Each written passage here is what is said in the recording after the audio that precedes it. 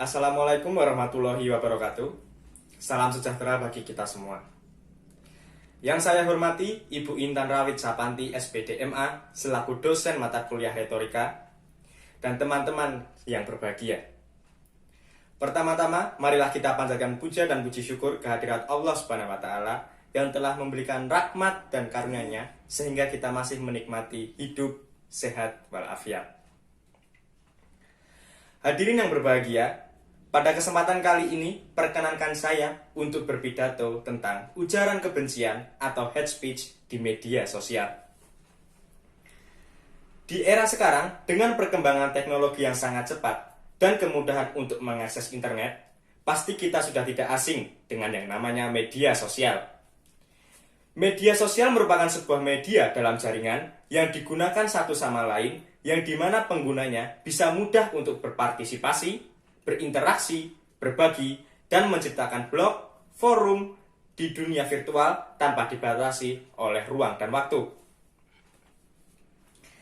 Hadirin yang berbahagia, media sosial bisa dikatakan sudah menjadi kebutuhan primer untuk manusia karena perannya yang sangat penting. Contoh kasus dalam mengirim pesan, banyak sekali aplikasi media sosial yang sangat membantu kita dalam mengirim pesan seperti WhatsApp, Line, ataupun aplikasi yang lain. Dengan adanya aplikasi untuk mengirim pesan seperti contoh tadi, yang sangat mudah dan sangat murah, maka media sosial lagi-lagi memberi kemudahan pada masyarakat. Pengguna media sosial juga bisa dengan bebas mengedit, menambahkan, dan memodifikasi baik tulisan, gambar, video, grafis, dan berbagai macam konten lainnya. Dengan kemudahan dalam mengakses berita di media sosial, sebagai pengguna, kita juga dapat secara langsung mengomentari atau memberi pendapat terhadap berita yang kita lihat. Bahkan, kita juga bisa memberi komentar terhadap komentar yang diberikan oleh pengguna lain. Kemudahan untuk saling berkomentar ini menimbulkan fenomena baru, yaitu adanya hate speech dan ujaran kebencian. Hadirin yang berbahagia, hate speech atau ujaran kebencian adalah tindakan komunikasi individu ataupun kelompok dalam bentuk provokasi, hasutan, ataupun hinaan kepada individu ataupun kelompok lain.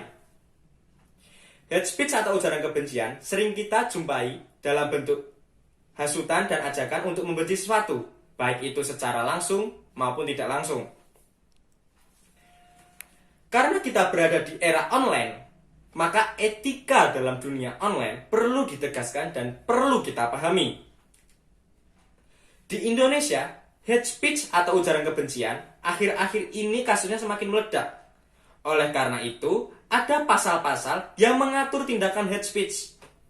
Seperti pada KUHP Bab 16, Pasal 310, Pasal 311, Pasal 317, dan Pasal 318 KUHP.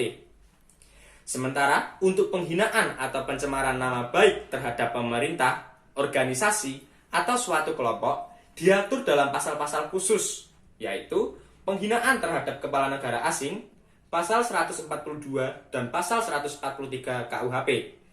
Penghinaan terhadap segolongan penduduk atau kelompok atau organisasi, Pasal 156 dan Pasal 157 KUHP.